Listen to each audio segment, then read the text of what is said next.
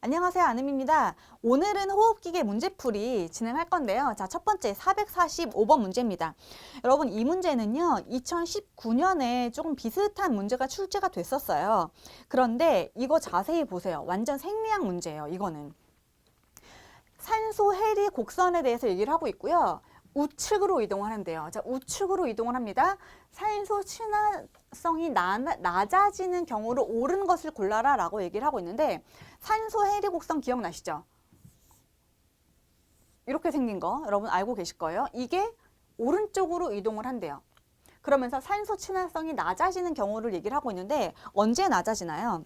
온도가 올라갈 때, 그리고 PaCO2가 올라갈 때, 그리고 산증일 때, 이럴 때 산소 해리 곡선이 오른쪽으로 이동을 합니다. 우리가 라이트 시프트 뭐 이렇게도 얘기를 하는데, 그래서 그 중에서 옳은 걸 골라라 라고 얘기를 하고 있는데, 온도가 올라갈 때 오른쪽으로 움직이기 때문에 낮아지는 경우 아니죠.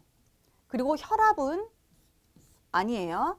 그리고 동맥혈 가스 분석 결과 폐하가 7.30이래요. 자, 그럼 뭔가요? 산증이죠. 그러니까 답 3번이죠.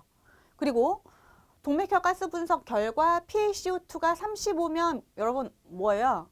35에서 45면 정상이잖아요. 노말이에요. 그래서 4번 정답 아니고요. 그리고 디피즈가 감소하였다. 증가할 경우에 오른쪽으로 이동합니다. 그래서 445번은 3번인데 여러분 이거 완전 생리학 문제예요. 우리가 생리학 책 그 산소 호흡기계 파트 살펴보면 이거 그대로 쭉 해설 나와 있는 부분이 있거든요. 그렇기 때문에 이 부분 비슷한 유형이 한번 출제가 돼서 가져온 문제고, 산소 해리 곡선 우리는 알아야 되는 부분이고 이미 알고 있으니까 한번 짚어드린 겸 해서 가지고 나왔습니다. 그 다음 459번인데요. 자, 459번은 결핵으로, 자, 결핵 문제 나왔는데 결핵에 대한 질환 문제가 아니라 기관지경 내시경 검사라는 검사 관련된 문제예요. 이 기관지경 내시경 검사를 받았어요. 검사를 받고 나서 어떤 간호중재를 해야 되는가라고 하는 문제인데, 자, 내시경 검사가 위로 들어가는 게 아니라 기관지로 들어가는 검사예요. 똑같은 내시경 검사고요. 단지 들어가는 길과 보는 장기가 다른 거죠. 그래서 개괄적인 내용은 일반적인 내시경 검사랑 비슷한데 기도를 들어갔다 나오기 때문에 주의해야 할 점이 조금 위내시경이랑은 다른 부분이죠. 검사하고 나서 항구토제 투여한다? 아니요, 항구토제 쓰지 않고요. 검사하고 나서 출혈 예방 위해서 금식을 하는데 12시간까지 안 해요. 뭐 최소 2시간, 길면 한 4시간, 6시간, 아니면 8시간, 12시간까지는 금식하지 않습니다. 그리고 삼킴 연하곤란이 없는 경우에 침을 삼키도록 해야 되겠죠. 연하곤란 있으면 어떻게 되겠어요? 아스피레이션 되겠죠. 그리고 검사하고 나서 체위 복이 아니에요. 앙화위도 사실 너무 불편해. 세미팔로우 정도, 반좌위 이 정도 취해주는 것이 좋고요. 그리고 검사 직후 목이 아픈 경우에는 목둘레 얼음주머니를 대주면 통증 경감에 조금 도움이 될 수가 있어요. 그래서 요 관련된 부분 459번 정답 5번이 되겠고요. 그 다음 464번인데, 자, 이 부분 흉막 삼출증에 관한 문제고요. 오른쪽에 어느 쪽에 있어요? 오른쪽에 이퓨전이 있어요. 플레 이퓨전이 있습니다. 이때 흉광천자를 써요. 관련된 간호로 옳은 것을 고를 겁니다. 자, 검사 전에 보기를 취하나요? 아니에요. 소라센테시스 보기 아니고요. 환자가 앉아서 앞으로 기대서 베개 같은 거 이제 끌어안고 있는 자세, 그렇게 해서 우리가 검사를 하게 되고요. 그리고 주사바늘 제거할 때 숨을 잠깐 참아야죠. 숨을 쉬고 있는 데서 주사바늘 움직이는데 제가 뭐라 그랬어요? 폐 빵꾸 뽕 난다 그랬죠? 그러면 안 돼요. 그래서 주사바늘 제거할 때 숨 잠깐 참아야 되고요. 주사바늘 제거하고 나서 개방 드레싱 아니죠. 폐쇄 드레싱 해야 돼요. 폐쇄 드레싱 해야 되고요. 그리고 원활한 배액을 위해서 복식 호흡과 기침하면 안 됩니다. 안 돼요. 그리고 검사하고 나서 1시간 정도 우측이 아래로 가도록, 우측이 위로 가야죠. 아픈 쪽이 위로 가야 돼요. 안 아픈 쪽이 아래로 가야 되고, 그래서 왼쪽이 아래로 가도록 하고 오른쪽이 위로 가도록 하는 자세를 취해줘야 되겠다라고 하는 점. 그래서 464번은 2번이 정답이 되겠습니다. 다음 468번인데요. 가슴관을 가졌대요. 흉관을 가졌어요. 자, 즉 체스트 튜브를 가진 환자에게 제공해야 되는 간호로서 옳은 것을 골라라 라고 하는 문제인데, 자, 여러분 배액관은 항상 장기보다 아래로 유지를 해야 되죠. 아래로 유지를 해야 되고요. 그리고 지속적으로 흉관의 개방성 유지를 위해서 훑거나 짜는 것을 피하도록 한다. 예전에는 했어요. 옛날에는 했어요. 옛날에는 이렇게 관을 가지고 있으면 간호사들이랑 의사들이 왔다 갔다 하면서 이걸 계속 스퀴징하고 밀킹하고 막 이랬단 말이에요. 옛날에는 했어요. 지금은 안 해요. 왜? 흉막의 자극을 오히려 가하는 행위이기 때문에 지금은 안 합니다. 필요한 경우만 해요. 이거 하면 얼마나 아픈지 아세요, 여러분? 진짜 아파요. 그래서 2번 지속적으로 하는 거는 아니에요. 필요할 때만 합니다. 자, 그리고 밀봉병의 물의 파동 여부를 확인해야죠. 배액 체계가 제대로 유지가 되고 있는지 확인해야 되는데, 흡기 때 물기둥이 올라가고요. 호기 때 물기둥이 내려갑니다. 자, 배액관은 물에 담겨 있고요. 배액관이 여기 물에 담겨 있죠. 그리고 이렇게 뽕 두 개가 있는데 요 관이 꽂혀 있어요. 관이 물에 닿아야 된다라고 얘기를 했어요. 이쪽이 환자의 몸이고 이쪽은 공기 아니면 뭐 이머스 같은 거 걸 때, 소라식 석션 같은 거 걸 때 이쪽 라인을 걸겠죠. 그러면 여기는 어디에 꽂혀 있겠어요? 이 관이 여기 흉막강에 꽂혀 있을 거잖아요. 숨을 쉬어요. 그럼 이 공간이 줄어듭니다. 그러면 얘가 물기둥이 쭉 올라가는 거죠. 그리고 숨을 쉬어요. 숨을 쉽니다. 그럼 폐가 후 작아지겠죠? 그러면 물기둥이 내려가요. 그래서 이거 헷갈리시면 안 됩니다. 흡기 때 물기둥이 올라가고요. 호기 때 물기둥이 내려간다라고 하는 것. 이 부분 기억해 주시기 바라고요. 흡기 때 올라간다는 부분. 자, 그리고 밀봉병의 내부에서 물방울이 발생할 수 있어요. 발생할 수 있는데 이거 계속 나오면 문제 있는 거예요. 어딘가 뚫렸거나 구멍이 있거나 어딘가 샌다는 얘기예요. 그래서 계속적으로 물방울 발생하는 것은 튜브의 개방성이 기능이 완전하다, 아니다, 불완전하다는 뜻이고요. 그리고 물속에 잠긴 그 관의 길이 이만큼 한 2에서 2.5cm, 뭐 3에서 5cm, 뭐 이 정도 되죠. 밀봉 배액 장치 조절과 상관없어요? 아니요, 있어요. 그래서 물속에 잠긴 관의 길이는 일정 수준 높이를 유지를 해야 됩니다. 그래서 베이스라인 제가 이따가 말씀드렸잖아요. 그래서 여러분 뭐 해요? 간호사들이 체스트 바트를 비우거나 체스트 튜브 꽂으면 이쪽에 반창고 같은 거 붙이잖아요. 그래서 내가 듀티마다 카운트해요. 얼마 비워졌는지. 그래서 뭐 3분의 1, 뭐 3분의 2 정도 차면은 임청 선생님 얘기해가지고 비우거나 아니면 MP 선생님 와서 비우고 이런 거 보실 수가 있을 거예요. 자, 그래서 468은 체스트 튜브와 관련된 부분이었고 468번 정답이 2번이 되겠습니다. 다음 472번이고요. 오른쪽에 흉막 삼출이 있어요. 그래서 흉관을 삽입할 때 역시 체스트 튜브 관련된 문제입니다. 간호중재를 옳은 것을 골라라 라고 얘기를 하고 있는데, 자, 배액병은 가슴으로부터 30에서 50cm 정도 아래로 둔대요. 여러분 30에서 50cm이면요 이만큼이거든요. 이만큼 아니 이만큼 배액관이 바로 옆에 있다고 생각을 하면 돼요. 너무 짧아요. 너무 짧으면 당겨져서 빠질 확률이 굉장히 높겠죠. 너무 짧습니다. 그래서 70에서 90cm 정도 아래로 두는 것이 좋고요.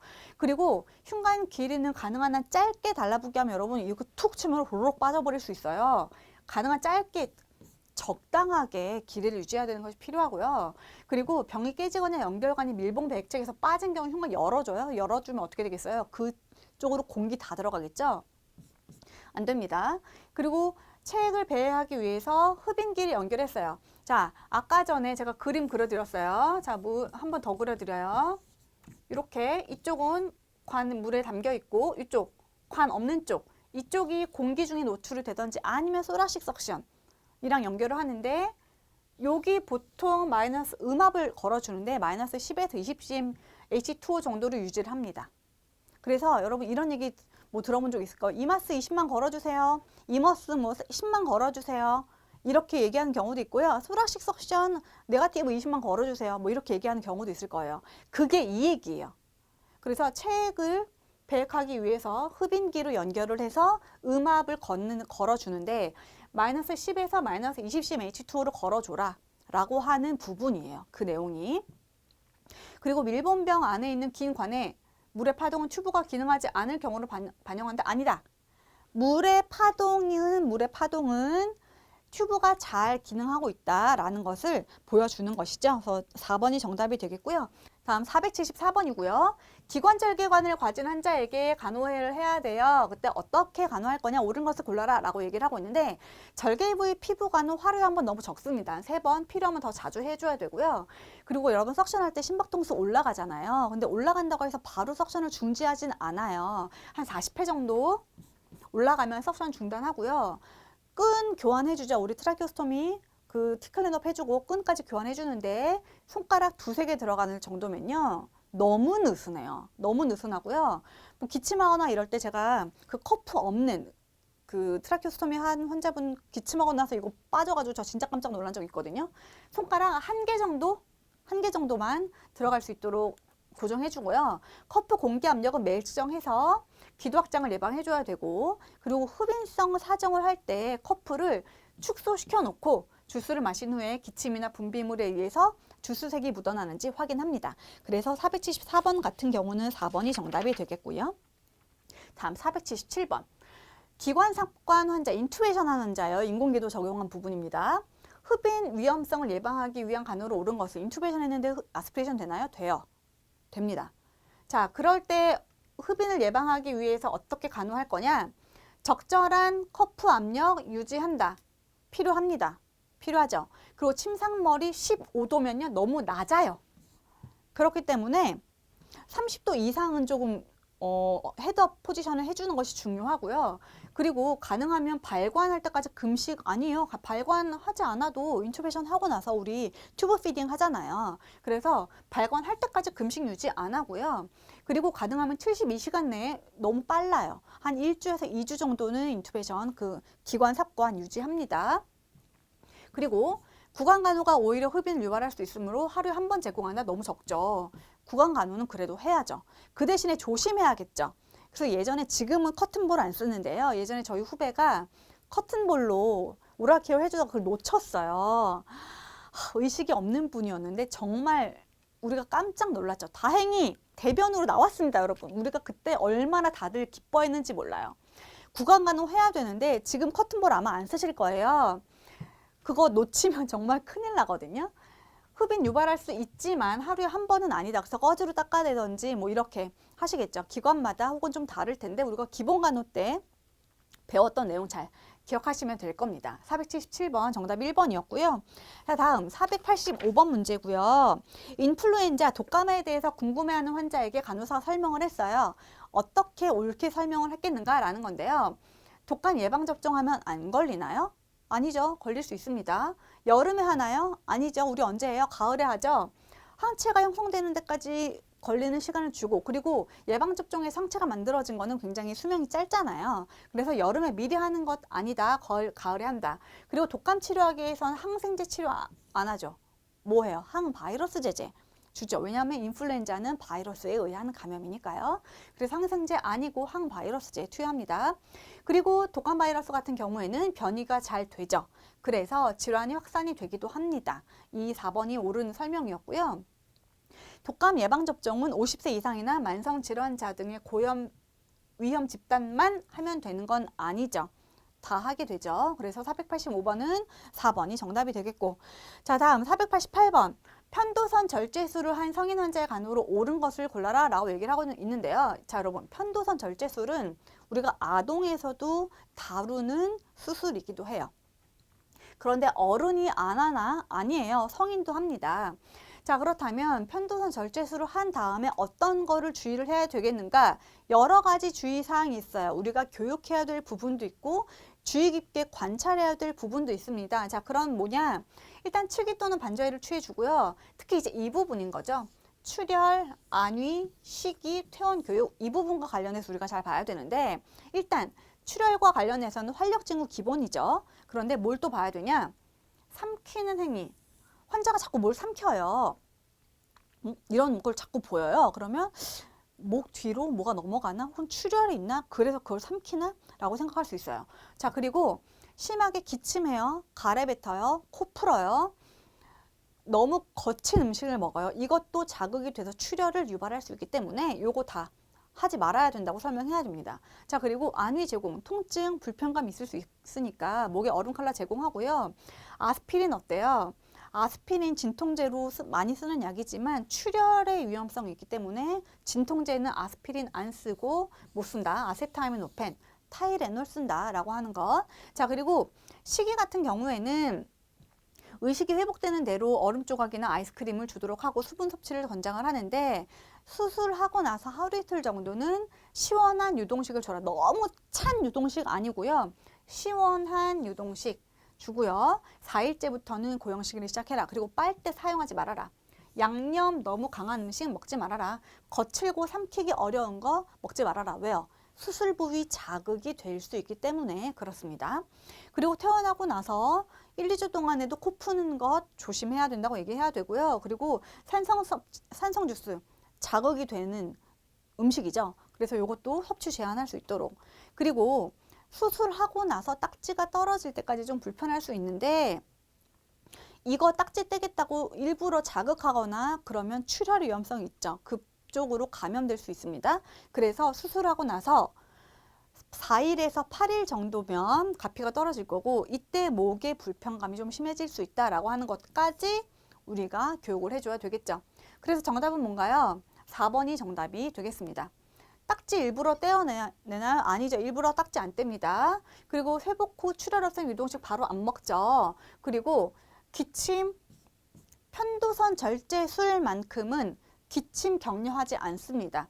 그리고 진통을 위해서 수술 부위에 더운 물주머니 아니라 우리 아이스 네칼라 제공해주죠.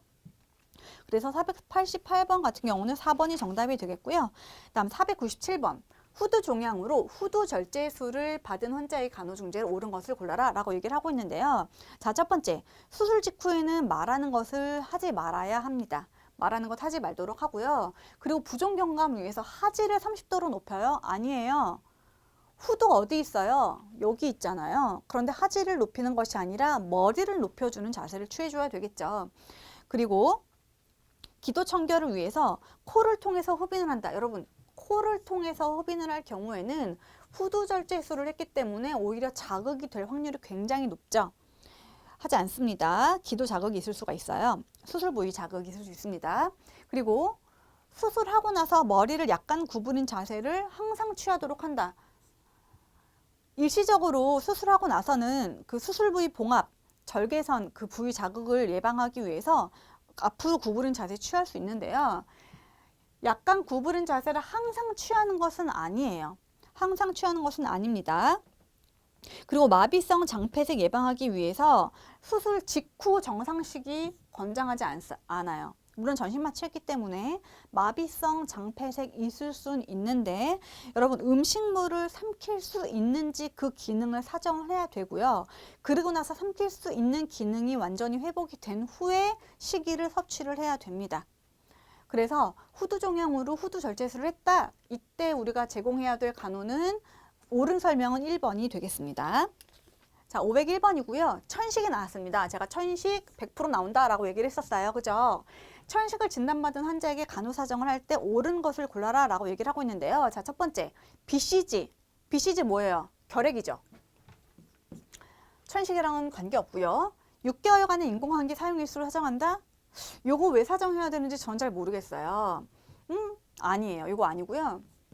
그리고 불면증, 호흡곤란으로 수면 중 게임 등의 수면 패턴 사정할 필요가 있습니다.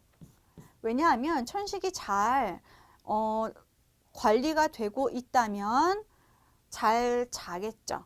그런데 관리가 잘 안 돼서 자다가도 숨이 차서 깬다라고 얘기를 한다면 그러면 어떤 치료 방법을 조금 바꿔야 될 필요가 있어요. 그래서 불면증, 호흡곤란 때문에 수면 중 게임 등 수면 패턴 관찰할 필요 있고요. 그리고 급성기 발작의 경우에 호흡음 소실 저하, 호흡기 부족은 사용, 호흡 증상 사정을 해야 되겠죠.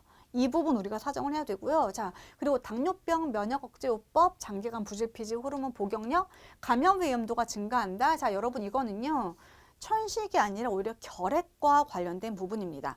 자, 당뇨병, 면역 억제요법, 장기간 부질피진, 호르몬 복용력 다 천식이 아니라 결핵 환자에게 더 위험 요인으로 거론이 되고 있는 부분이에요. 그래서 5번 같은 경우는 천식이 아니라 결핵과 관련된 부분이다. 그래서 501번 4번이 정답이 되겠고, 다음 507번입니다. 역시 천식 환자 나왔고요. 천식 환자가 폐쇄성, 만성 폐쇄성 폐질환과 차이를 묻고 있어요. 나 천식인데 그럼 COPD랑 뭐가 달라? 라고 물어보고 있는 거죠. 그때 뭐래요?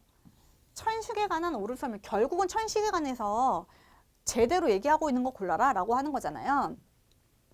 진행성 질환이에요? 아니에요. 진행성, 이거 COPD에 대한 설명이고요. 흡연이 주 원인입니다. 이것도 COPD입니다. 지속적인 객단 배출, 이것도 COPD입니다. 알레르기를 동반하는 경우가 많죠.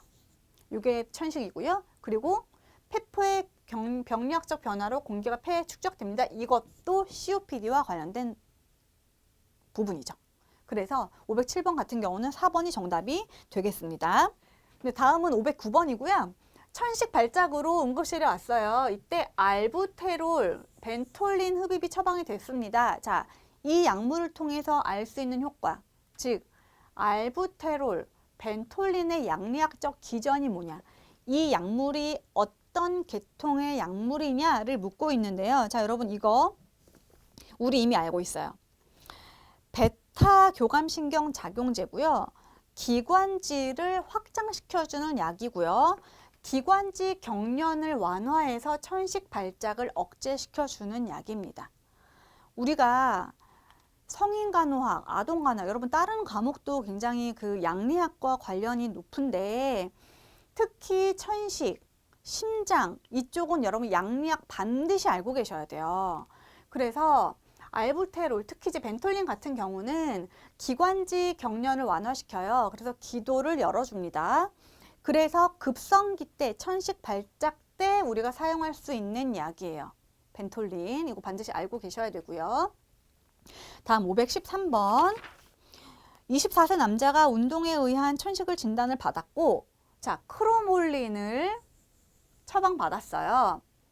투약간호 중 옳은 것을 물어보고 있는데 역시 이것도 크로몰린과 관련해서 양리학적 기전, 어떤 계통 약이야를 묻고 있죠. 자, 여러분 이거는 뭐예요? 비만세포 안정제고요.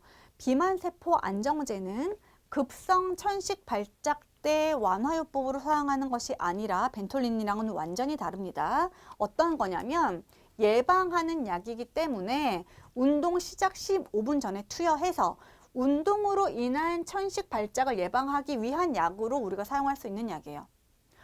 천식 발작, 급성 천식 발작 때 사용했던 약은 아까 얘기했던 벤톨린이죠. 그리고 크로몰린 같은 경우는 비만세포 안정제는 예방을 하는 약이기 때문에 운동하기 15분 전에 투약을 해서 천식 발작을 예방할 수 있도록 만들어진 약입니다. 그래서 이 부분 513번도 역시 양리학과 관련된 부분이었어요. 자, 매일 규칙적인 시간에 사용하는 것들은요, 이제 스테로이드 같이 그 유지요법을 적용할 때 사용하는 약물들, 그런 약물을 사용하게 되겠고요. 자, 그리고 구내염 예방을 위해서 구강간호한다. 어떤 거예요? 이것도 역시 스테로이드 제제겠죠. 왜냐하면 약물이 남아있으면 오랄 얼서가 생길 수가 있기 때문에 구강궤양 생길 수 있기 때문에 그래서 구내염 예방을 위해서 구강간호가 필요한 약물은 스테로이드 제제입니다. 그래서 양리학과 관련된 부분 다시 한번 짚어드리고요. 이제 이 부분도 양리학 부분 관련된 부분 일부러 가지고 나왔어요. 공원에 산책을 하러 갔는데요. 심하게 쌕쌕거리고 호흡곤란이랑 불안이 있대요. 아, 이거 아스마 어택인가 보다 생각할 수 있어요. 왜냐고요? 쌕쌕거린대요. 호흡곤란이랑 불안이 있어요. 그래서 응급실을 갔는데 ABG 당연히 했겠죠. PaO2 60이고요. PaCO2 35고요. pH 7.46이에요. 그래서 이 환자에게 비톨레톨하고 부데소나이드를 처방을 했어요. 3회, 그러니까 하루에 3번 하라고 하는 거죠. 이때 간호중재로 옳은 것을 골라라 라고 얘기를 하고 있는데요. 자, 비톨레톨 같은 경우는 교감신경에 작용하는 약이고요. 베타 교감신경에 작용하는 약이고, 부데스나이드 같은 경우는 스테로이드죠. 스테로이드 제제예요. 교감신경 작용하는 약, 그리고 스테로이드를 동시에 처방을 받았어요. 자, 교감신경에 작용하는 약이기 때문에 혈압보다는 우리가 뭘 사정해야 되나요? 맥박을 사정해야 되겠죠. 교감신경 작용제니까요. 맥박 사정해야 되고요. 그리고 운동하고 나서 1시간 후에 흡입제를 분무한다. 요거는 관련이 없어요. 자, 그리고 흡입제를 사용하고 나서 각을 해야 되겠죠. 왜요? 부데스나이드가 스테로이드이기 때문에 구강 안에 약물이 남아있으면 구강 궤양을 일으킬 수 있기 때문에 흡입제 사용하고 나서 각을 해야 되고요. 자, 그리고 흡입기 약물을 구강으로 뿌렸어요. 그러고 나서 바로 호기합니까? 자, MDI 하고 나서 뿌렸어요. 들이마시죠? 숨 참아야죠. 숨 참고 숨 내쉬어야죠. 바로 호기 아니고요. 그리고 스페이서 사용하는 경우 있을 수 있어요. 스페이서 사용하는 경우 있는데 스페이서를 사용한다면 입을 바로 물어야 되겠죠? 왜냐하면 사람 입이 이렇게 있고요. 입이 좀 이상한데 스페이서가 중간에 있고, 예를 들면 벤톨린이라고 할게요. 여기 퍼프 누르는 거고, 그러면 이만큼 공간을 약물이 여러 군데로 분사되지 못하도록 스페이서를 입에 탁 물고 약을 바로 투여해서 내 입으로 다 약이 들어올 수 있게 해줘야 돼요. 자, 그런데 입에서 2에서 2.5cm를 떨어뜨리는 경우는 이 스페이서가 없는 경우, 스페이서가 없이 MDI를 하는 경우, 이때는 2에서 2.5cm 정도 떨어뜨릴 수 있어요. 그런데 스페이서를 사용할 때는 입에 물고, 스페이서 부분을 물고 우리가 사용을 해야 되겠습니다. 그래서 5번 틀린 설명이에요. 그래서 516번은 3번이 정답이 되겠습니다. 519번입니다. 천식 환자에게 다양한 흡입제가 적용 중이에요. 양리학에 대한 전반적인 문제라서 가지고 나왔어요. 설명으로 옳은 것을 골라라 라고 얘기를 하고 있고요. 자, MDI 사용할 때 우리 어떻게 해야 되나요? 흔들어야 되죠? 흔들어야 되고요. 흡입기를 사용할 때는 숨을 내쉬면서 퍼프를 누르는 게 아니라 들이마시면서 흡입기를 눌러야 되겠죠. 자, 그리고 스테로이드를 고용량으로 투여하면 체중이 늘겠죠. 감소가 아니라. 자, 그리고 항콜린성 흡입제 가장 일반적인 부작용으로서는 심박수가 상승이 있을 수가 있습니다. 자, 가장 대표적인 항콜린성 제제 뭐예요? 아트로핀이죠. 그래서 여러분 CPR 할 때 에피아나 아트로핀 2개 주세요. 뭐 3번 간격으로 뭐 주세요. 막 계속 이런 얘기 들으신 적 있을 텐데 심박수를 올리기 때문에 우리가 그렇게 약을 쓰는 거죠. 그래서 정답은 5번이 되겠고, 만성 천식 환자의 천식 조절을 위해서 이틀에 한 번, 아침에 한 번 투약하는 것이 좋겠다라고 하는 점. 자, 역시 양리학 문제인데 한 방에 다 정리가 되는 문제예요. 자, 기관지 평활근의 이완 효과가 있대요. 이완 효과가 있다라고 하면 무슨 약이에요? 베타2 아고니스트죠. 자, 여러분 교감신경, 우리가 자율신경에 교감신경, 부교감신경의 분지가 나오고요. 교감신경은 다시 알파와 베타로 나눠지고요. 여기서는 뭐 아드레널직, 뭐 여러분 시냅스 이런 것들 혹은 아세틸콜린 이런 거 지금 머릿속에 얘네 사다리 모양이 탁 그려지셔야 돼요. 그래서 유지치료에 효과적인 약물이래요. 자, 유지치료래요. 급성기가 아니라 유지예요. 자, 그럼 뭐예요? 벤톨린 이미 일단 빠져야 돼요. 그리고 아미노필린도 일단 빠져야 돼요. 왜요? 얘도 기관지 확장제잖아요. 그래서 급성기 때 아미노필린, NS나 ODW 섞어가지고 드랍 시키잖아요. 그리고 벤톨린 어때요? 천식 발작이 있을 때 네불라이졸 두들두들두들 하잖아요. 그리고 이거 퍼프, MDI도 있잖아요. 그리고 이거 일단 아니에요. 자, 크로몰린 뭐예요? 비만 세포 안정제였고 요거 예방하는 약이라고 했어요. 그죠? 자, 류코트레인 뭐예요? 이 약은요, 류코트레인 기량제예요. 이것도 응급 때 쓰는 약은 아니에요. 유지할 때 쓰는 약은 아니에요. 자, 그럼 남은 거 2번 하나 남았죠. 자, 오답을 하나하나 제거를 하면 정답이 하나가 남고요. 그렇지 않다고 하더라도 아토르엔트로 천식 환자의 유지요법에 쓸 수 있다라고 하는 거는 여러분이 기억을 해주셔야 됩니다. 일단 기관지 확장제고요. 그리고 속효성이냐 혹은 지속성이냐, 응급 상황 때 쓸 수 있냐 아니면 이거 유지할 때 쓸 수 있냐, 여러 가지 약이 분류가 되어 있는 표가 우리 교과서에 있어요. 여러분 이미 다 아시겠지만 만약에 이 부분 헷갈리시고 잘 정리가 안 되신 부분이 있다면 다시 한번 그 부분 정리할 필요가 있고요. 만약에 그렇게까지도 나 너무 시간이 없고 너무 급박해 라고 하면 이 문제만으로도 지금 되게 문제에서 많이 출제되고 있는 약 이름이니까 이 부분 가지고 정리 한번 해 놓으시기 바랍니다. 그리고 534번으로 넘어가겠습니다. 자, 만성폐쇄성 폐질환의 폐기능 검사 결과를 옳은 것을 진단검사고요. COPD의 PFT 결과를 우리가 통해서 COPD는 어떻게 진단하느냐를 정리 한번 해드리려고 가지고 나왔는데요. 자, 예비 흡기량이 감소하죠. 기능적 잔기량이 올라갑니다. 그리고 PFR 분당 600은 요거 정상이고요. 1초 강제 호기량이 70%이다. 70% 미만이면 진단이 가능하다. 80% 이상이 정상이다. 60%보다 작으면 중증이다. 여러분 이거 기준 기억하시죠? 70% 미만이면 진단이 가능하다라고 하는 것. 자, 그리고 1회 호흡량에서 해부학적 호흡 사강이 150이다. 150보다 더 많다. 자, COPD의 폐기능 검사 진단 기준 다시 한번 정리합니다. 다음 537번 역시 COPD 문제고요. 이틀 전부터 호흡곤란이 있었어요. 근데 미열이 좀 있고요. 맥박 94회 괜찮아요. 호흡수 좀 빨라요. BP도 좀 올라갔어요. 그런데 이 환자에게 산소가 6리터가 처방이 됐대요. 자, 만성 폐쇄성 폐질환이고요. COPD 환자에게 제가 고농도 산소 준다, 안 준다? 안 준다. 왜요? 호흡 중추를 자극해야 되는데 호흡 자극을 오히려 감소시켜요. 외부에서 산소를 주기 때문에 나 그럼 잠깐 쉬어도 되겠지? 라고 해서 호흡 중추가 일을 안 해.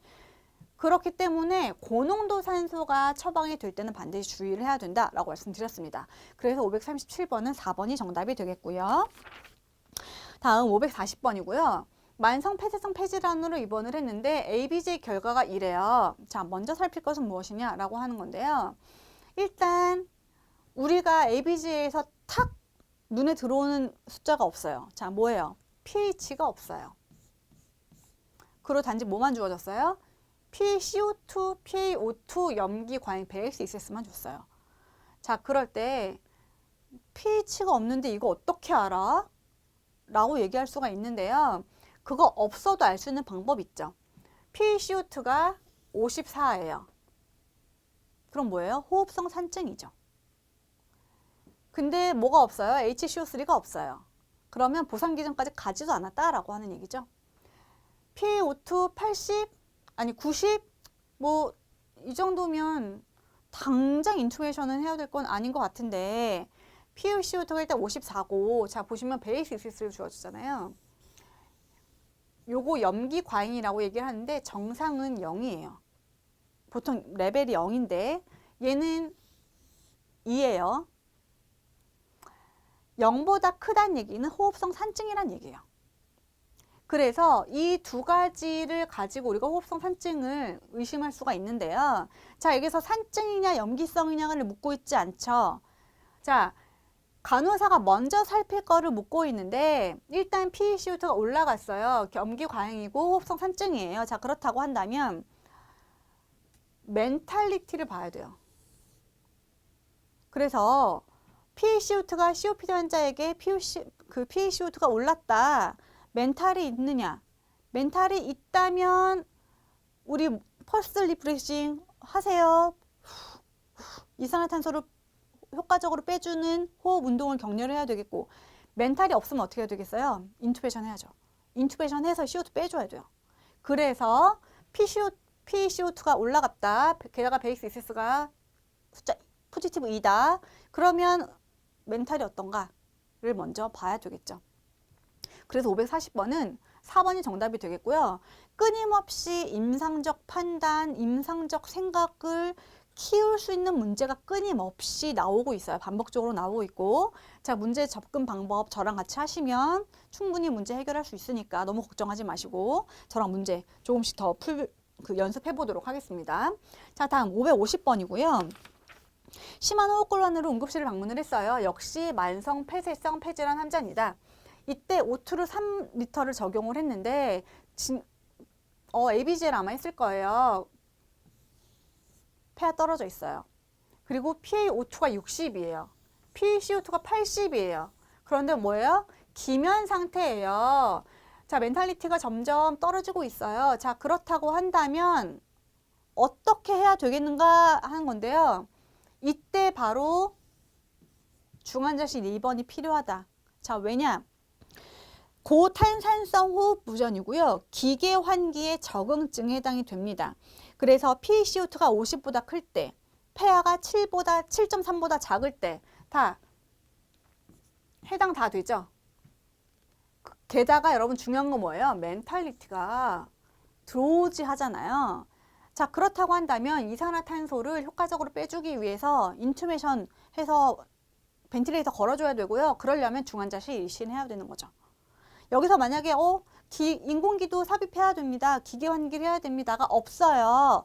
없다고 하더라도 중환자실 입원해서 인투베이션하고 벤틸레이터 걸어줘야 되겠다까지 우리가 생각을 해야 된다는 얘기예요. 그래서 정답 2번으로 가야 됩니다. 550번 조금 어려울 수 있는데요. 조금 하나 더 생각하시면 풀 수 있어요. 여러분 하실 수 있습니다. 그래서 550번 2번이 정답이 되겠고요. 자, 그 다음 561번 쭉 넘어갑니다. 이 문제는요. 보기가 조금 변경된 문제예요. 개편이 되면서. 그래서 가지고 나왔고 흉막 삼출의 치료 방법에 대해서 옳은 걸 묻고 있는데요. 자, 주요 증상인 발열에 대해서 흉부의 얼음주머니를 적용한다. 일단 흉막 삼출은 발열보다 호흡곤란이 더 나타나는 증상 중에 하나예요. 호흡곤란이 더 많이 나타나요. 주요 증상은 호흡곤란이 되겠고, 그리고 흉막 삼출로 흉곽의 체액이 증가하면 수분 공급을 제한합니다. 아니에요. 제한할 필요 특별히 없습니다.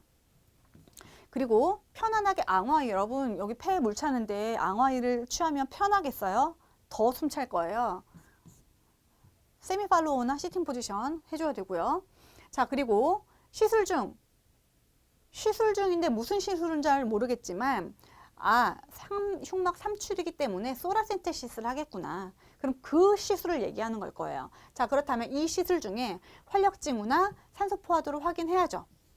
호흡장애 증상 발생하는지 확인해야 됩니다. 그래서 4번이 정답이 되겠고, 한꺼번에 많은 체액을 제거하면 저혈압 저산소증 발생할 수 있어요. 자, 여기까지는 맞는데 일반적으로 2000이 아니라 1000에서 1200 정도 이상 뽑지 않습니다. 앞은 맞는데 뒤가 틀려요. 그래서 561번 4번이 정답이 되겠고요. 자, 563번 침상 안정 중인 80대 노인에게 폐색전을 예방해요. 이제 폐색전 나왔어요. 그때 예방하기 위해서 간호사가 어떤 걸 설명해야 되느냐라고 하는데요. 부동인 경우에 폐색전증 더 생길 수 있죠. 그래서 침상 안정하는 것이 아니고요. 심호흡과 기침은 폐합병증, 예를 들면 뭐 전신 마취하고 나서 폐렴 이런 거 예방하기 위해서 하는 거기 때문에 폐색전증이랑은 조금 거리가 멉니다. 그리고 침상에서 하지 운동을 하면 도움이 되겠죠. 아무래도 도움이 되고요. 그리고 좌위나 반좌위를 하면 혈전 형성 예방이 되나요? 아니죠. 관계없고요. 그리고 금식을 유지하고 수행요법을 하면 혈액순환이 더 잘 됩니다. 아닙니다. 그래서 563번의 정답은 이제 3번이 되겠고, 다음 571번 폐색전으로 항응고제를 투여하고 있대요. 와파린이나 헤파린 투여하겠죠. 그때 항응고요법에 대해서 옳게 이해하고 있는 것을 골라라 라고 얘기를 하고 있는데요. 일단 폐색전증에 저용량 헤파린 사용합니다. 에녹사파린 같은 거 사용하고요. 그리고 헤파린의 용량을 결정할 때는 INR은 아니고 APTT고요. INR이라면 와파린이 해당이 되겠죠. 자, 그리고 출혈의 위험이 있다면 항응고제 사용 안 합니다. 금기사항이에요. 그리고 헤파린은 색전을 예방하기 위해서는 효과적이지만 이미 형성된 혈전을 용해하지는 못합니다. 자, 이미 형성된 혈전을 용해하는 것들은 혈전 용해제겠죠. TPA 같은 거. 헤파린 같은 경우는 핵전을 더 생기지 않도록 예방해주는 약입니다. 그래서 4번이 정답이 되겠고요. 자, 그리고 APTT가 헤파린이 되겠고 와파린 같은 경우는 INR이 되겠죠. 그래서 571번 정답은 4번이 되겠습니다. 다음 588번이고요. 자, 588번. 폐렴으로 입원 중인 환자가 SpO2가 90 미만으로 계속 지속이 된대요. 그런데 환자는 다행스럽게 숨이 차진 않다고 합니다. 하지만 기관삭관이 필요하다라고 얘기를 하고 있어요. 그때 환자가 묻죠. 나 숨 안 차는데 이거 해야 돼? 라고 묻습니다.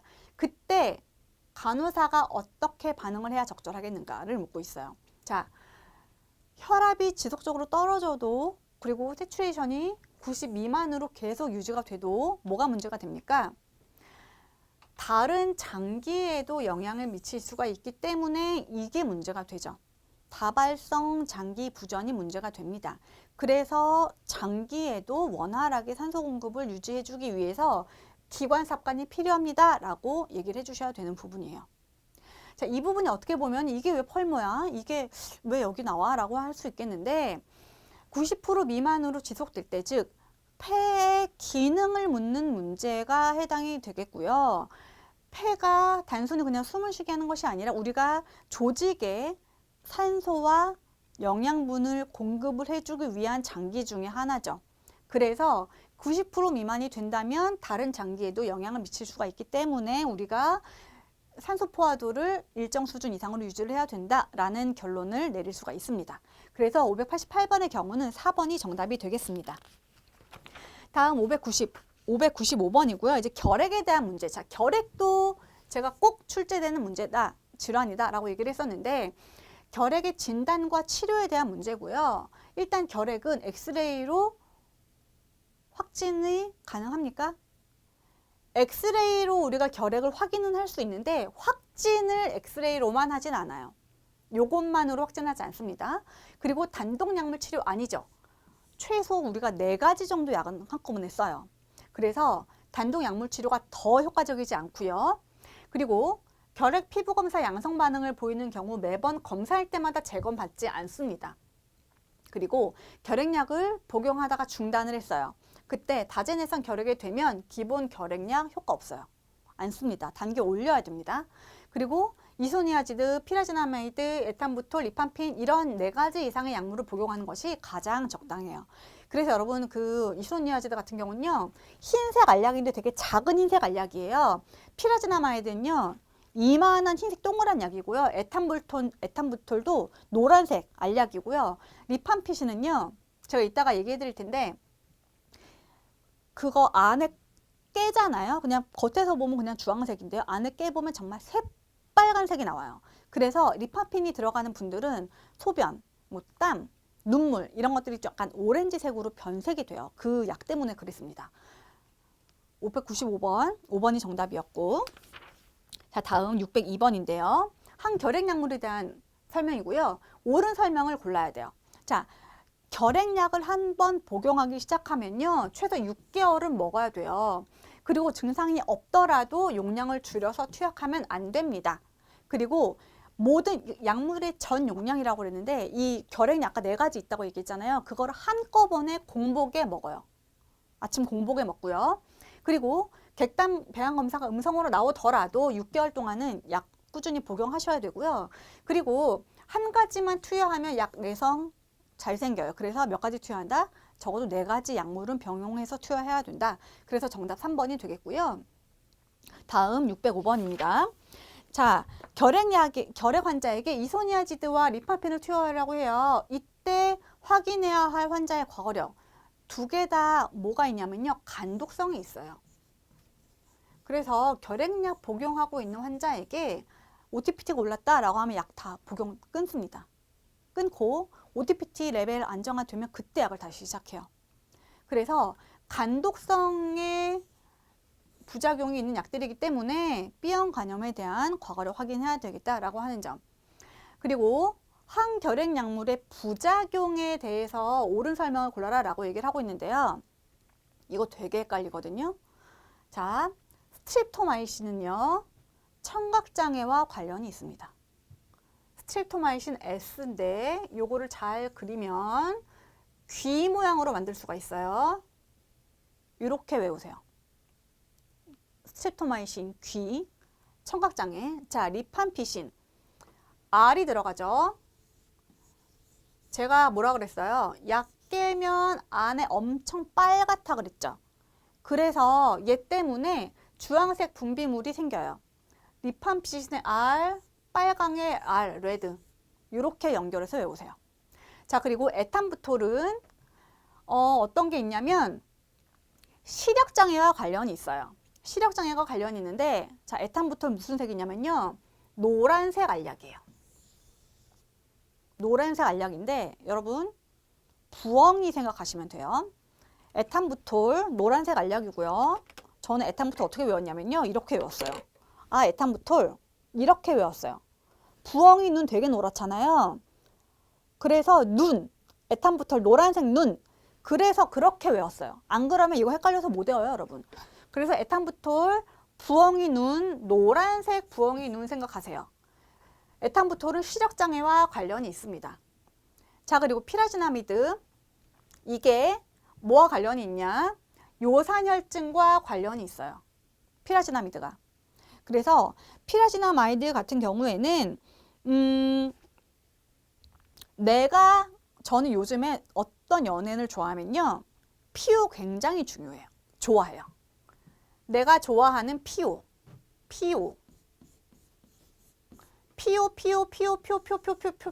요산, 이렇게 연결지서 외우세요. 안 그러면 헷갈려서 안 돼. 아셨죠? 나는 피오가 되게 좋아. 피오가 되게 좋은데 우리 피오는 피오 내가 요산으로 이렇게 연결시킬 거야 라고 외우셔야 돼요. 자, 그리고 이소니아지드는요, 이거 정답 5번인데 이소니아지드는 제가 말씀드렸어요. 되게 조그만 알약인데요, 중추신경이 아니라 작은 알약이다 보니 말초신경과 관련이 있어요. 이렇게 관련지어서 약물 부작용 외우세요. 우리 약 외워야 될 거 되게 많은데 이거 약 부작용이요, 우리가 물론 시험 때문에도 외워야 되긴 하지만 여러분 임상 나가셔서 이거 굉장히 중요하게 알고 계셔야 되는 약물이에요. 그래서 요거 특히 이제 이소니아지드 같은 경우는 말초신경 예방을 위해서 피리독신이라는 약을 같이 줘요. 근데 이거 비타민이거든요. 비타민을 도대체 결핵약이랑 왜 줘? 아, 이거 말초신경염 예방하려고 하는데 이거 이소니아지드 때문에 그래. 이렇게 우리가 다 연결해서 공부를 해야 되는 부분이에요. 그래서 여러분 이 부분 반드시 기억하시기 바랍니다. 그 다음 610번이고요. 자, 610번은 역시 결핵 관련된 부분인데요. 치료약으로 이소니아지드, 리팜피신, 에탄부톨 여러 가지 약 먹고 있는데 뭐래요? OTPT 올라갔어요. 자, 그때 적절한 조치 골라라 라고 얘기를 하고 있는데요. 뭐라고요? 모든 약 다 중지해요. 싹 약 끊어야 되고요. OTPT 정상화 되면 그때 다시 약 시작해야 돼요. 안 그러면 정말 그 OTPT 안 내려갑니다. 간독성이 워낙 심한 약이어서 그래요. 자, 그다음 611번. 결핵 환자에게 제공되는 교육 내용으로 옳은 것을 얘기를 하라고 얘기를 하고 있는데 약물 최소 6개월 이상 먹어야 된다고 얘기했고요. 그리고 전염되는 것을 막기 위해서 약물 투여하고 나서 한 달 동안 아니에요. 한 2주면 괜찮아요. 2주면 괜찮고요. 자, 그리고 감염된 환자 접촉한 사람 확인해서 흉부 엑스레이 검사해야죠. 스크리닝 해서요. 약간 의심스러운데 하는 환자 다 골라내야 됩니다. 그리고 에탄부톨의 경우가 아니라 리팜피신이라고 얘기를 했어요. 리팜핀인 경우 가래땀, 소변, 땀, 눈물 부작용이 오렌지색으로 변한다. 그래서 저희 신규 간호사가 어떤 적이 있었냐면요, 저를 막 찾는 거예요. 환자 소변이 빨갛대요. 피가 막 나오는 것 같대요.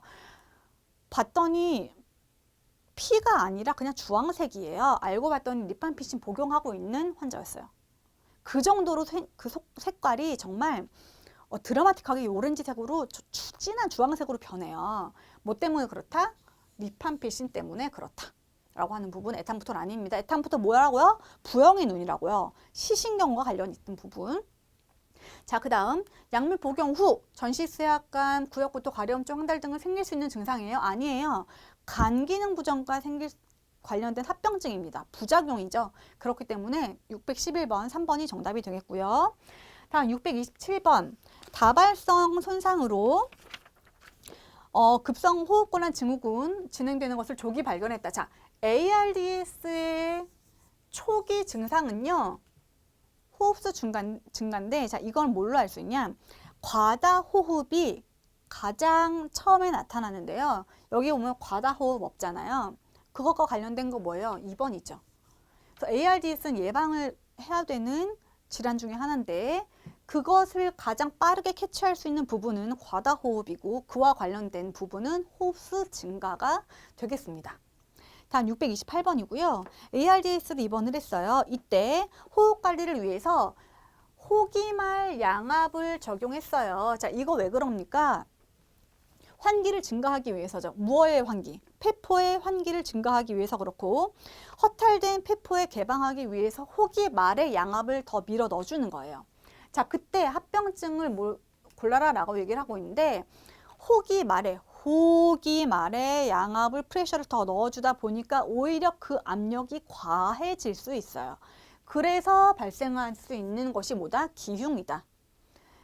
ARDS의 호기말 양압의 합병증 기흉에 대한 문제였고요. 그 다음 634번 이거 코펄모날레라고 해가지고 폐성심 이거 임상에서 굉장히 흔하게 볼 수 있는 증상 중에 하나예요.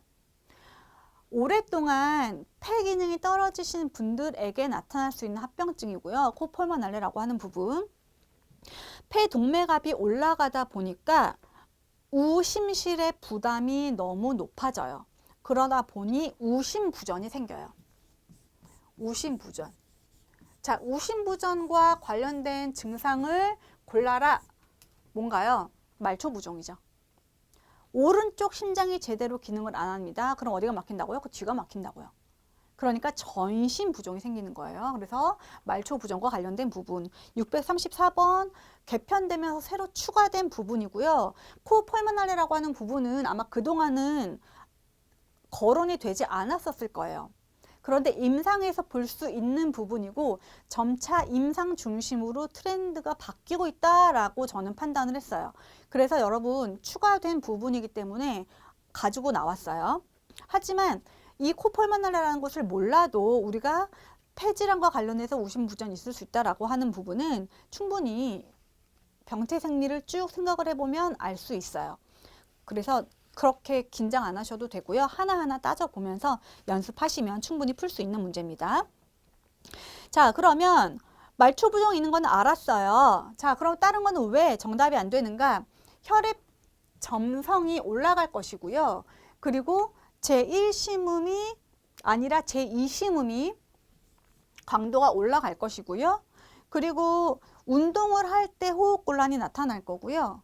심전도상 우심실 비대가 있겠죠. 그래서 634번 1번이 정답이 되겠고 자, 그 다음 638번 흉관을 제거를 할 거예요. TS 튜브를 제거를 할 건데 이것도 개편되면서 새로 추가된 문제예요. 새로 추가된 문제라서 가지고 왔고요. 이때 환자에게 어떤 간호를 적용할 것이냐 옳은 걸 골라라 라고 얘기를 하고 있는데 숨을 들이쉬면서 빼는 게 아니라 숨을 내쉰 상태에서 숨을 참으라고 얘기를 하면 그때 바로 뽑아야 돼요. 그리고 흉관 제거하기 전에 진통제 투여하는 것이 좋고요. 튜브 제거하고 엑스선 촬영 시행합니다. 왜냐하면 뽑는 과정에서 물론 엑스레이를 다 확인하고 관을 제거를 했겠지만 뽑는 과정에서 기흉이 다시 발생한 건 아닌지 우리가 한 번 더 확인을 해야 돼요. 그래서 3번 튜브 제거하고 나서 엑스선 촬영할 수 있고요. 그리고 제거하면서 꺼즈 드레싱 하지 않죠. 여러분 제거하면서 드레싱에서 공기 유입이 안 되도록 우리가 제거하고 나서 폐쇄 드레싱을 바로 해줘야 되고요. 그리고 일반적으로 튜브를 제거하기 전에 24시간 동안 중력에 의해서 배액을 하게 되겠습니다. 자, 그리고 643번인데 개방성 기흉으로 밀폐 드레싱을 했어요. 했는데 그러고 나서 긴장성 기흉이 발생했대요. 즉 공기가 빠져나가지 못하기 때문에 다시 압박하는 증상이 생기는 거예요. 그래서 이때는 드레싱을 제거해서 빠져나가지 못하는 공기가 다 빠져나갈 수 있도록 만들어줘야 됩니다. 밀폐 드레싱을 했더니 긴장성 기흉이 생겨서 안 빠져나간 공기가 다시 폐를 압박하더라. 그러니까 드레싱 제거해서 공기가 빠져나갈 수 있도록 그 길을 만들어줘야 됩니다. 그래서 공기 배출을 위한 드레싱을 제거를 해주셔야 되겠고 645번 이 중에서 가장 즉각적으로 응급처치를 해줘야 되는 거 뭐냐를 봐야 되는데요. 과도한 기침, 오른쪽 호흡이 없어요. 천식이 기왕력이 있어요. 객담과 미열이 있어요. 호흡 시 날카로운 통증해요. 통증을 호소해요. 자, 기왕력만 가지고 우리 응급 상황으로 처치하진 않죠. 그래요. 노란객단의 미열이 지속적으로 있대요. 아, 폐렴인가? 근데 특별히 호흡곤란은 없어요. 그러니까 얘도 그냥 지우셔야 돼요. 기침이 너무 과해요? 그렇다고 해서 응급치료를 즉각적으로 하진 않죠. 자, 그럼 두 개 남죠. 뭐랑 남아요? 2번이랑 5번이 남아요. 그럼 둘 중에 하나를 골라야 되는데, 자, 심호흡 때 날카로운 통증이 있는 환자와 오른쪽 호흡음이 없는 환자예요. 둘 중에 누구를 고를래? 라고 하면 2번을 골라야 돼요. 렁 사운드가 안 들린다는 얘기는요, 기능을 안 한다는 얘기예요. 기흉, 긴장성 기흉 이런 것들 때문에 호흡이 제대로 안 된다는 얘기고요. 손상된 쪽에 호흡음이 없기 때문에 이머전시로 바로 즉각적으로 처치를 해줘야 됩니다. 그렇지 않으면 흉곽이 비대칭 되거나 혹은 기관 편위가 일어나거나 더 응급 상황으로 더 심해질 확률이 높아요. 그렇기 때문에 2번이랑 5번 중에서는 2번을 고르셔야 되고요. 이거는 뭐 흉막염이나 혹은 뭐 염증, 다른 염증이나 이런 경우에 생겼을 거예요. 흉막염 역시 이머전시로 우리가 처치를 해야 될 질환은 아닙니다. 그래서 2번이 정답이 되겠고요. 자, 다음 이제 우리 세트 메뉴래. 세트 문제 볼 텐데 이 문제는요, 역시 COPD 문제고요. COPD 한 번 더 정리하려고 가지고 나왔어요. 호흡곤란, 발작적인 기침과 화농성 객담이 심해요. 백혈구가 올라가 있어요. 그때 폐기능 검사에서 나타날 수 있는 결과, 그냥 이거 만성 폐쇄성 폐질환의 어떤 폐기능 결과가 해당이 되겠죠. 자, 뭐겠어요? 5번이 정답이 되겠죠. 폐활량 감소하겠죠. 잔기량 올라가겠죠. 폐 용적 오히려 올라가겠죠. 기능적 잔기량도 올라가겠죠. 그렇기 때문에 663번은 5번이 정답이 되겠고, 추가 사정 결과를 옳은 거를 골라야 되는데요. 즉 COPD 환자에게 신체 사정을 했더니 어떤 특징이 나타나더나 이거 물어보는 거예요. 정답은 3번이 되겠죠. COPD 같은 경우에 좌우직경의 비율이 1대1로 점차 동그래지는 흉곽을 볼 수가 있겠다. 촉진한다면 촉각 진탕음이 올라갈 것이고요. 그리고 폐를 타진할 때 타금이 들리는 게 아니라 과다 공명음이 들릴 것이고, 모순 호흡은 폐쇄성 폐질환은 관련이 없죠. 그리고 폐 저부에서 수포음이 들리는 것이 아니라 오히려 약간의 휘징 사운드가 더 적합하겠어요. 그다음 665번. 알부테롤을 흡입을 하래요. 이거 뭐예요? 기관지 확장제죠. 기관지를 확장해서 호흡 곤란이 감소되게 하는 약. COPD에 대해서 전반적으로 1부터 10까지 다 정리가 되는 문제라서 일부러 가지고 나왔고요. 그리고 살메테롤, 세레벤트를 하루에 2번 흡입을 할 때 이때 어떤 것에 대해서 너가 간호를 할래? 인데요. 자, 세레벤트, 살메테롤 이거 스테로이드 제제입니다. 그래서 약물을 흡입하고 나서 입안을 물로 헹궈야 돼요. 유지요법 때 쓰는 약이에요. 살메테롤. 그래서 이 경우에는 우리가 3번으로 정답을 골라갈 수 있어야 되겠고요. 자, 그리고 간호 진단을 내렸대요. 점액과다와 관련해서 가스 교환 장애가 있어요. 자, 원인을 우리가 해결을 해줘야 돼요. 원인이 뭐예요? 점액 과다예요. 자, 그럼 효과적으로 기도 분비물을 배출해주기 위해서 기침을 효과적으로 할 수 있도록 우리가 간호를 해야 되겠죠. 정답은 1번으로 가셔야 되고, 자, 의식이 혼미해졌어요. 아, COPD인데 의식이 혼미해. 게다가 저산소 혈증도 나타나요. 기관 내 삽관을 했어요. 호기말 양압으로 기계 환기를 했는데 이때 폐하가 7.3이고 PaO2가 75, PaCO2 55래요. HCO3 26이에요. 세츄레이션 84래요. 자, 그렇다면 이 환자에게 취해야 될 다음 조치는 무엇이냐 묻고 있는데, 멘탈리티가 떨어졌어요. 그래서 인튜베이션을 했어요. 그리고 나서 ABG를 본 거예요. 그 다음은 뭘 해야 되느냐예요. 뭐 해야 되겠어요? 인공호흡기 호흡수 증가시켜야 되겠죠. 제가 뭐라 그랬어요? 의식이 없으면 벤틸레이터 걸어서 이산화탄소 뽑아줘야 된다 그랬죠. 자, 우리가 호흡을 통해서 이산화탄소를 뽑아줄 수 있는 방법은 뭐예요? 호흡수를 증가시켜주는 거죠. 호흡수를 증가시켜줘서 몸에 쌓여있는 이산화탄소를 떨어뜨리는 방법을 적용을 해야 되는 거죠. 그래서 이것도 여러분 우리가 미처 생각하지 못했던 부분일 수 있지만 하나 더 생각을 하면 충분히 풀 수 있는 문제. 단계별로 생각을 하시면 돼요. 호흡성 산증 때 어떻게 해야 되지? 호흡성 산증 때는 이산화탄소를 빨리 빼줘야 되지. 그럼 이산화탄소를 빼주기 위해서 어떻게 해야 되지? 숨을 많이 쉬어야지. 많이 쉬는 건 뭐지? 호흡수를 증가시키는 거지. 그래서 하나하나 차례대로 정답을 찾아가시면 되는 문제였어요. 2번 정답이고요. 그 다음에 682번부터 문제 추가로 조금 더 풀어보도록 하겠습니다. 폐렴 환자인데요. ARDS까지 쭉 다루고 있어요. 그래서 가지고 나왔고요. 자, 이 환자에게 예상할 수 있는 객담의 양상을 묻고 있는데요. 일단 폐렴이고요. 응급실을 통해서 왔고 양쪽 폐하엽이 하얗게 경화된 것을 볼 수 있는데 다른 거는 특별하게 문제없이 그냥 단순한 폐렴이에요. 자, 그렇다고 한다면 우리가 슈도모나스인 경우에 사실 녹색빛의 객담이 굉장히 특징적으로 나타나요. 그래서 일반적으로 슈도모나스에 의한 감염인 경우에 녹슨 쇳빛의 객담이 발견이 될 수가 있겠고요. 자, 분홍색, 검붉은 맑은 흰색 거품이 섞여 있는 객담은 일반적인 폐렴의 객담이 아니죠. 그래서 오답 다 빼고 4번으로 우리가 정답을 고를 수 있겠고요.